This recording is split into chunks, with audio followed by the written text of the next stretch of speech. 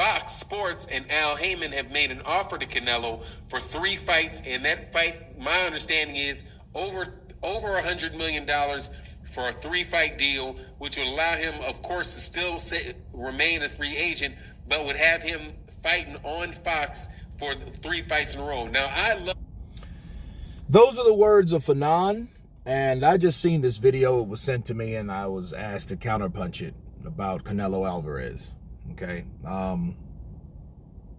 and Fanon, according to Fanon, because I haven't heard this any other place, but it was said that Al Haymon offered Canelo Alvarez over $100 million for 3 fights, which you just heard Fanon say, well, he could still be a free agent, but he would have to fight on Fox for the 3 fights to for the $100 million. Okay. And let me counterpunch. First off, there's no such thing as a free agent when you have to fight 3 fights on a network. You owe that network those 3 fights. It's just like if you were in the film industry and they offered you $70 million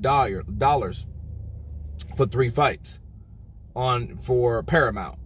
Okay, you can't be a free agent and have 3 fights or have 3 movies, right? With something that you've signed a contract on. Once you sign the dotted line for more than 1 fight, you owed those amount of fights due to that contract.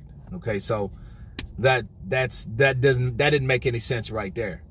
But over $100 million from PBC, it is a shrewd and aggressive approach to get Canelo Alvarez, and you wouldn't expect anything less from Canelo Alvarez because he has a DAZN deal still. Okay, his promotional network changed, but his network hasn't changed as of now.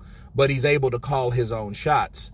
But it wouldn't make any sense really for Canelo Alvarez to take a 3-fight deal, like I told you guys before, because Canelo Alvarez didn't like the idea of being panned down to any deal. Okay, he likes the idea of moving around. Okay, and the 3-fight deal would still be on some type of pay-per-view based platform. And I think that was the problem with Canelo, because Canelo was sold on the whole DAZN deal being the flat rate and people paying so much money for pay-per-view where they could pay a flat rate and get their money's worth, and then the fighters get the guarantee without something flopping, and then someone ends up butthurt after that, and then we have problems. Okay, so I think Canelo was sold on that idea. That's why I think he never actually left the platform of DAZN. That's why he still stayed with them, because he still liked the concept. He just didn't like the contract which he signed, which according to him, Oscar De La Hoya lied about.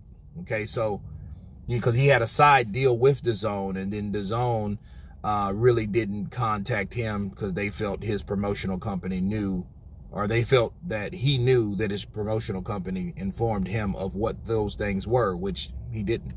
So that was like the big problem with Canelo Alvarez right then. But PBC and Fox, you know, I think that could have been a second home for him because of Richard Schaefer, because Richard Schaefer, you know, took a lot of fighters to PBC when they left Golden Boy. But over $100 million, I haven't heard that anywhere else. But if that is true, that would be an aggressive approach to